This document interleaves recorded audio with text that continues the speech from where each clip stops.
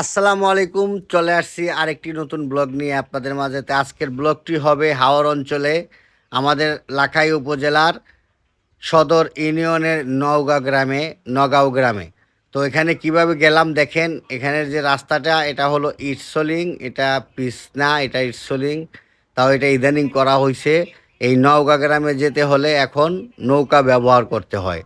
So guys, এই গ্রামটা মনে হয় যে আমাদের উপজেলার মধ্যে একটা ব্যাক সাইড গ্রাম, মানে অনেক খুবই কষ্টকর এই গ্রামের মানুষগুলোর যাতায়াতের জন্য।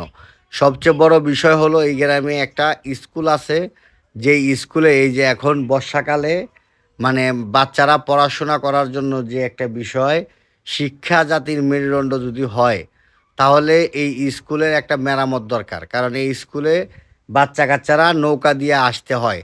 আমার যতটুকু সম্ভাবনা ধারণা, আমি দেখলাম গেছিলাম যে কোনো স্কুল চলাকালীন অবস্থা নাই, কারণ নৌকাও আসে না, বাচ্চারাও পড়তে আসে না।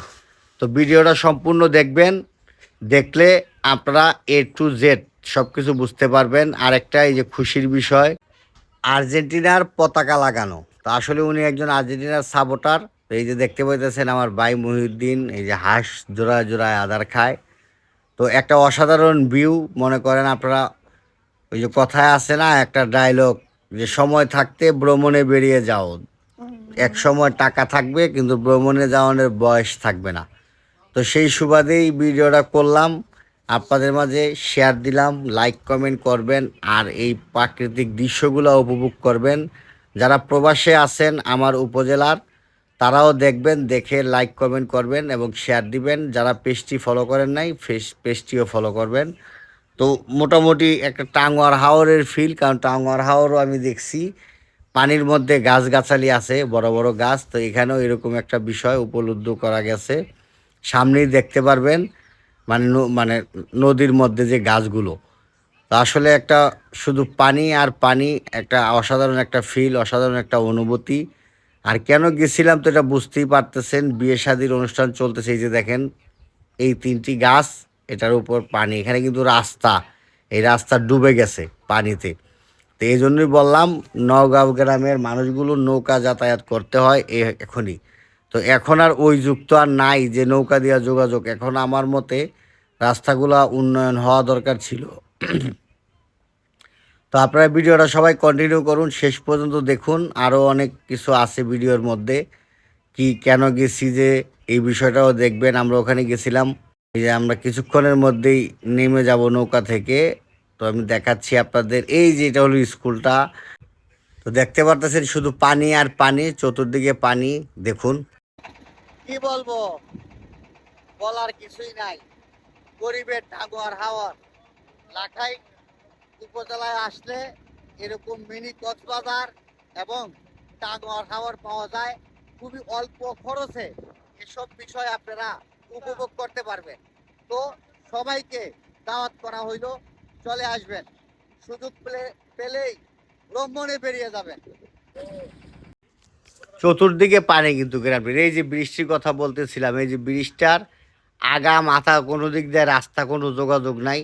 কিন্তু ব্রিজটা করা হয়েছে অনেক দিন আগে। এই যে দেখতে পাচ্ছেন ব্রিজটা, এটা সম্পূর্ণ অকেজোভাবে পড়ে রয়েছে। তো এই যে এটা হলো আমাদের বিয়াই, যার কাছে গেছি। এই যে দেখেন শরবত খাইতেছি। তো এখানে গেছিলাম হইলো দাওয়াত দেওয়ার জন্য, বিয়ের দাওয়াত। এই যে কার্ড লেখালেখি হচ্ছে, দাওয়াতের কাজ শুরু। দেখেন ওখানেও মানে ডুপ্লেক্স বাড়ি বলেন, তিনতলা বিল্ডিং বলেন, এগুলো আছে। তো আসলেই মানুষগুলো খুব ভালো, ওখানের পরিবেশও খুব ভালো, কিন্তু জায়গা সংকট।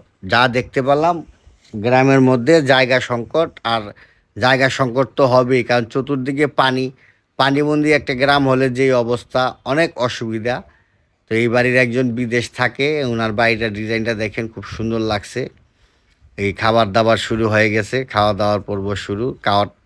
দাওয়াত দেওয়ার কাজ শেষ। তো খাওয়া দাওয়া করে আমরা রওনা দিয়ে দিব আবার বাড়ির উদ্দেশ্যে। এই যে দেখেন দুধ খাচ্ছে, দুধ দুধ, খালি খাওন আর খাওন, বিয়ে মানেই খালি খাওন। তো এই বিয়ের বিষয়গুলাই, কিভাবে দাওয়াত দিলাম, কিভাবে গেলাম, আর পানির যে একটা অনুভূতি, মন চাইছিল যেখানে ডুব দেই, সাঁতার কাটি।